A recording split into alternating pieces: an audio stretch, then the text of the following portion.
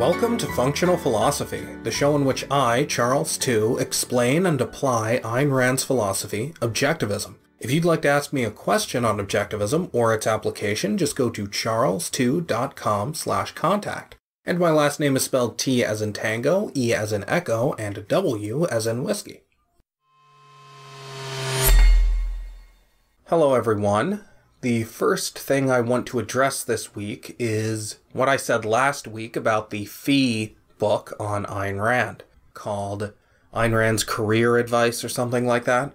And this book has a bunch of terrible essays that misrepresent Ayn Rand in subtle ways sometimes, and essays by terrible people. And Don Watkins, formerly of the Ayn Rand Institute, still friendly with them and now working with Alex Epstein's Center for Industrial Progress, promoted this book on Twitter. Now, this isn't really about Don Watkins. I don't really care about him or any particular person who's doing this. What's important here is that you understand why this is a big deal. Oh, somebody liked a tweet promoting a book with some sentences with a word choice you didn't like. That's what some people think. No. What this book represents is the libertarian appropriation of Ayn Rand. It weakens her, it softens her, it presents her ideas as if their natural conclusion is anarchism, as if she weren't an absolutist. It is a disaster, and I think the best way I can explain this is simply to ask you to consider whether you think there would be any hope for the world if Ayn Rand were indistinguishable from Murray Rothbard. If Ayn Rand were just another variant of libertarian, do you think there would be any hope for the world? If you understand why there wouldn't be, then you understand the magnitude of the crime of presenting Ayn Rand as if she were just another kind of libertarian. And this is the crime of the Foundation for Economic Education and Jeffrey Tucker, who runs it, and Don Watkins, who promoted this book, and Stefan Molyneux and Michael Malice and all the other libertarians who claim inspiration from Ayn Rand and associate themselves with her, even though they are essentially in opposition to her. Just think about what is being done when Ayn Rand is presented as a kind of libertarian. If somebody came to you and said, "Oh, I have this new version of communism," what would you say? Would you look at that? Oh, maybe I was wrong about communism? You'd say, no. I don't know the particular mistakes of this new variety, but I know communism is wrong in principle. I'm not going to look at it. Oh, I have a new mathematical proof that 2 + 2 = 5. Would you look at that? If you're interested in the details of where this person went wrong, of the particular mistakes of this new idea, you'd look at it, but you wouldn't actually investigate it to try to figure out some truth of the world. That is what is happening when Ayn Rand is put forward as a libertarian. Any rational person who knows what's wrong with anarchism or any of the other horrible positions associated with libertarianism is not going to look at Ayn Rand if they see her as, oh, this is just another flavor of something that I know in principle is wrong. That is the disaster of the libertarian appropriation of Ayn Rand. It is one of the worst things that has happened in the modern world. And if you don't believe that this has actual consequences, then consider the following. After I recorded last week's episode, I was listening to Steven Pinker. Now, Steven Pinker is not perfect, but he's a basically rational, basically pro-reason, basically pro-capitalist intellectual. Rational people are listening to Steven Pinker. Let's put it that way. And who did I hear him mention? Ayn Rand. And what did he mention her as a representative of? Anarcho-capitalism. So-called anarcho-capitalism. Steven Pinker is promoting to a massive audience, to the rational people who actually exist in this world. Steven Pinker is promoting the idea that Ayn Rand, anarchist. That's what she is. That's what she represents. Now, is it his fault? No. It's libertarians' fault. It's Jeffrey Tucker's fault. It's Fee's fault. It's Don Watkins' fault. It's the fault of anyone who sanctions this libertarian appropriation of Ayn Rand. It is destroying the only thing that can save us. All these rational people looking for answers, these people who are pro-reason, pro-freedom, pro-capitalism, they listen to Steve Pinker and they hear about Ayn Rand and they think, oh, anarchism? Well, I know that's wrong. We need some kind of objective legal system for just the coordination of long-term interaction among people. So, while I know she's wrong, I'm not going to investigate her. That is what is happening. That is what Jeffrey Tucker and all of those libertarians who claim association with Ayn Rand are doing. They are making sure that rational people will never investigate her. Anyway, I just thought I would bring up that Steven Pinker bit because that was just the perfect manifestation of what I had just spoken of on last week's episode. So this has real consequences. You know, the same thing happened with Aristotle. When Aristotle was re-injected into the Western mind by St. Thomas, the church appropriated him. There was a Catholic appropriation of Aristotle. Now, you might say, well, wasn't that good? Didn't that get Aristotle's ideas into the culture? So wasn't it a good thing to have these people appropriating Aristotle? That just gets his message out, right? That actually improved things. And I got comments on last week's episode saying, well, you shouldn't worry about that. It's a good thing. The way I see it is any promotion of Ayn Rand is good. So we should see this as a good thing. Wrong. Wrong. Disastrously, profoundly wrong.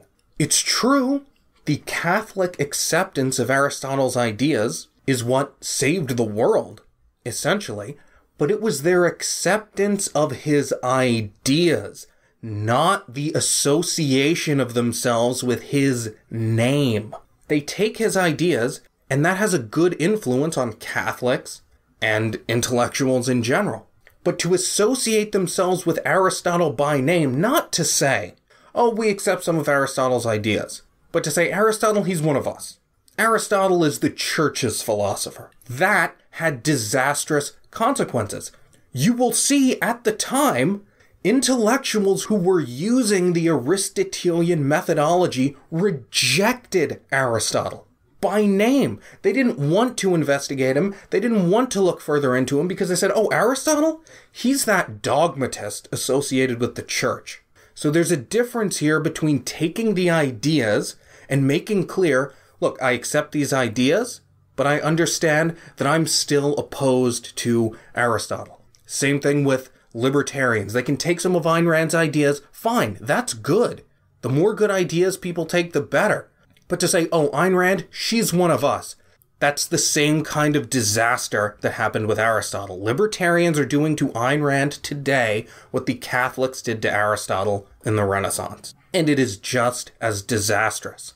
It's good that the ideas are out there, but the name association is leading people to reject Ayn Rand and not investigate her, just the way people rejected Aristotle by name in the Renaissance, even though his ideas were gaining influence. And who knows how much that held things back. If the church didn't associate themselves, if they said, oh, we accept some of these ideas, but we reject Aristotle as a total, we don't totally agree with him, then people would think, they wouldn't be turned off of Aristotle. They think, well, this dogmatic institution isn't accepting him wholeheartedly. Maybe there's something to him. You will still, to this day, get historians of philosophy who get this wrong. They say the Dark Ages, that was Aristotle. And the Renaissance and the upsurge and all of the good things, that was Plato. Why do they say that? Because the church appropriated Aristotle's name, and so the intellectuals of the time rejected Aristotle by name. And so you get superficial historians saying, oh, well, the Renaissance was actually anti-Aristotle. And it is all because the church appropriated his name. This does incredible damage. You can see this historically, and it's happening now with Ayn Rand. All right, I have more questions and requests for me to cover topics than I will be able to cover this week, so now I have a backlog. Feel free to continue asking me things, because I like to have a big backlog, but I just want to point this out so you don't think I'm not getting to your question if you ask me one and I don't get to it this episode. I've put virtually everything people have asked me onto my list, so I will very likely get to what you asked me eventually. But I'm basically going in chronological order, so first come, first serve. Alright, so here's an email I got from someone, and I want to read the relevant parts and address the questions. So this emailer says, I would like to identify as an objectivist, but there are a couple issues that I have with it. I also have some questions about objectivism, and perhaps your insight can turn my issues with objectivism into non-issues. My first issue is that objectivists seem to be all atheists. As a Christian, I am obviously a theist. Does objectivism allow Christians into its fold? For instance, would a Christian be allowed to attend an objectivist convention gathering? Well, that depends on the purpose of the convention or a gathering. I can imagine situations in which religious believers would be allowed and situations where they wouldn't be allowed. If it's an open thing and people just want anybody to come and learn and see what it's like, of course. I mean, there's no rule. You can't allow religious people into an objectivist gathering. But I can see somebody saying that we want this convention to be a place people can come and know that everyone is basically on the same page, so we are allowing only objectivists, and that would be fine too. But no, there's no rule about who's allowed into gatherings run by objectivists. As to whether objectivism allows Christians into its fold, but I don't know what fold means in this context. You're not an objectivist if you're a Christian or if you believe in God in any way. Objectivism is atheistic. Objectivism rejects the idea of God on multiple levels. If you accept God, you don't understand the issue of the arbitrary, which is very important to objectivist epistemology, and even more importantly, you don't understand the law of identity, which is one of the basic axioms of the entire philosophy. So that's not to say you're necessarily dishonest or that objectivists will shun you and have nothing to do with you, but you do believe something that is in conflict with objectivist philosophy. So you can't be considered an objectivist, and that's not a tribal thing. It's a metaphysical and epistemological thing. Epistemologically, for conceptual reasons, a concept has to refer to something. You can't have exceptions. The concept will just collapse if we, if you say, well, we're going to make this exception to the concept of table. We're going to let this pineapple, just this one pineapple. I mean, you see how ridiculous that is. Objectivism refers to a philosophy. So if you don't believe the tenets of the philosophy, you're not an objectivist. And what I'm calling metaphysical here, I mean that the positions of objectivism form a system. They go together. You can't actually believe in God and be consistent with the rest of the ideas in objectivism. You can't be a determinist and believe in the rest of the ideas of objectivism. I mean, you can. It's not illegal. It's not even necessarily dishonest, but it is ultimately contradictory. And one of the meta positions of objectivism, you could say, is that objectivism is a system and all of its ideas stand or fall together. The emailer goes on, I think it is rational to believe in a God creator because of the first cause proof for the existence of God. That is a bad argument that has a standard refutation. The basic point is that the universe as a whole needs no cause. It is a self-sufficient primary, and of course if you say God is the cause, then what caused him? And people like Dennis Prager say, well, that's fine because God is an immaterial being, so it makes sense to say that he doesn't need a cause, but the material world does. That doesn't make any sense. There's no reason that an immaterial thing wouldn't need a cause. Why is that different? There is simply no contradiction or violation of the laws of reality being committed when you say that the universe, the totality of existence, simply is. So if you think there's a contradiction there, you are wrong, and you need no God to explain the universe. In fact, existence itself disproves God, because the basic rule of existence is A is A, and God is that being who violates A is A. So God is out. So when you look out and you see the vastness of the universe and you think, how could this exist without a creator? You are dead wrong. That is exactly the opposite of the inference that the fact of existence demands of you. The vastness of the universe, or the existence of anything at all, disproves God, because to exist is to be something in particular. And the whole point of God is that he can violate the law of identity. He can say, water, no, that's wine now. That's impossible because existence exists. So God is out. Continuing this email, he says, were you arguing that immigration is a non-issue or that it should be a non-issue? Well, what I'm arguing is that it is a non-issue if you advocate for the right ideas. Yes, immigration can be a problem in the sense that it's increasing the voting demographic for some bad people, and they are sucking up money in some cases that they shouldn't be provided, but so are people who already live here, and Republicans are also horrible. And the basic principle here is that arguing against immigration doesn't solve anything. If you argued for the right things, immigration wouldn't be a problem. I mean, this is the same issue as in so many other cases. You are arguing about a derivative. That is pointless. It is impractical. Argue about the fundamental. Don't argue about spying or whether we should be able to have warrantless wiretaps or any of this. Argue about whether we should nuke Iran. Argue about foreign policy. Don't argue about immigration. Argue about what the government should be doing. If it's not redistributing, then there's no problem of immigration. So this is just standard conservative cowardice, wasting of effort on a derivative non-issue. Immigration does not matter. Do not argue over it. Or rather, argue that open immigration is no problem if you have a free society. And that if your argument is that, well, we don't have a free society, so we shouldn't allow immigration. Well, then it doesn't matter anyway, because you don't have a free society, so who the hell cares? Emailer goes on, I think it is safe to say that objectively immigration is a huge issue in the U.S. You also mentioned that you were in favor of an open borders policy with a few theoretical caveats, he says. No, don't characterize my position as, a few theoretical caveats. No, important, rational, objective policies. You don't allow in people, diseases, terrorists, etc. Those are not, a few theoretical things, but you're basically open borders. I mean, this is like saying, so you're an anarchist with a few theoretical caveats that will have the military and police. No, this is dumb. Do not mischaracterize me in this way.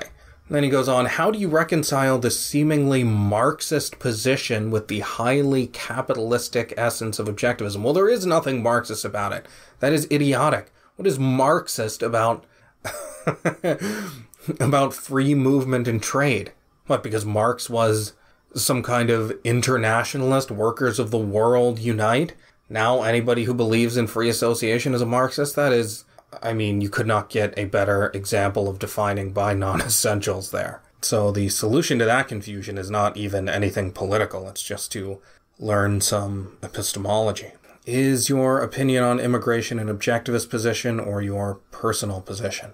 Well, objectivism believes in states that protect individual rights. And free association is an individual right. Ayn Rand was certainly for basically open immigration. She was an immigrant. There are only a few possible reasons to oppose open immigration. One, for economic reasons. Wrong. Objectivism totally rejects that. That is anti-capitalist. To say, well, we need to stop immigration because it's going to lower the wages of people in the country. Totally illegitimate. You have no right to force people to hire you or to prevent them from hiring your competition just because they don't live in the country. That is economic concerns for immigration. Totally illegitimate, totally out, totally anti-objectivist. The other is, well, what if they come in and they change the nature of our country and they bring their ideas? That is also totally rejected by objectivism. That is totalitarianism. That is brainwashing. Objectivism does not say you can control what people do because they might think the wrong things. If you legitimized closed borders on those grounds, the government could do anything in order to get you to think the right things, because we have to protect the free system, right? If people start believing in socialism or bad ideas, it's going to lead to the collapse of the system. So really, the government should start banning books and controlling people and have massive public education and control what people think. That is, what do you even have a free society for then anymore? You're controlling everything people do so that they won't come to ideas that will violate a free society? Well, you don't have a free society anyway if you're forcing people to think in certain ways. So that is contradictory. That is out. And the last is, well, we have to ban immigration because it's a national security threat. That's fine, but that should be temporary. Objectivism advocates fighting total wars, and it has no particular policy on what the means should be, but you could say it's possibly legitimate in a time of war to not allow certain people in, but you cannot have this state of perpetual war without name where we're always at war, but we never declare war and we fight a little bit. No. If you're going to restrict immigration on that, then you cannot be a conservative coward and have this endless chronic state of war where we kind of fight. No, if you're going to restrict immigration, it's because we declare war on Iran right now, and we are going to go no holds barred, crush them, and for the duration of the time we are engaged in crushing them, no Muslims, Iranians, whatever, can come into the country. But as soon as we crush them, that policy is over. So no, you cannot use that excuse. And you certainly can't say, well, we have to have closed borders because national security. Well, you're the ones who aren't doing anything about our national security problems.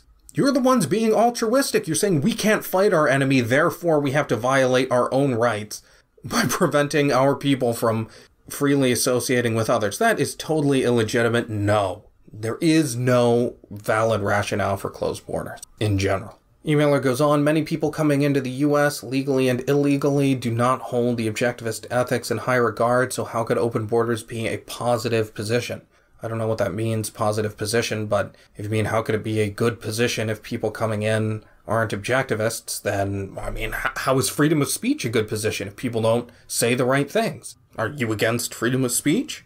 I don't think I need to say anything more with that. Then he says, look at what open borders is doing to Europe. Is your immigration position strictly theoretical? In other words, you're saying that your immigration position would work if everyone in the world were objectivist capitalists. No, it is not strictly theoretical. It would work if everyone were objectivist capitalists, or if a substantial portion were even close to that. But the point is, closed borders won't work no matter what you do.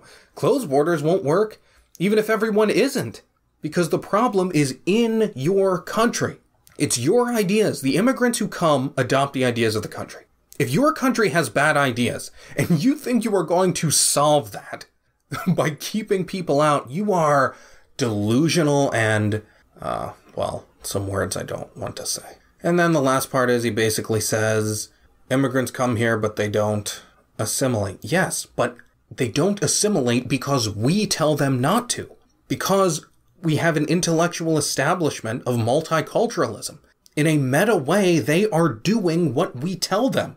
They used to assimilate when we told them to. Now we tell them not to, so they don't. Again, immigrants follow the lead.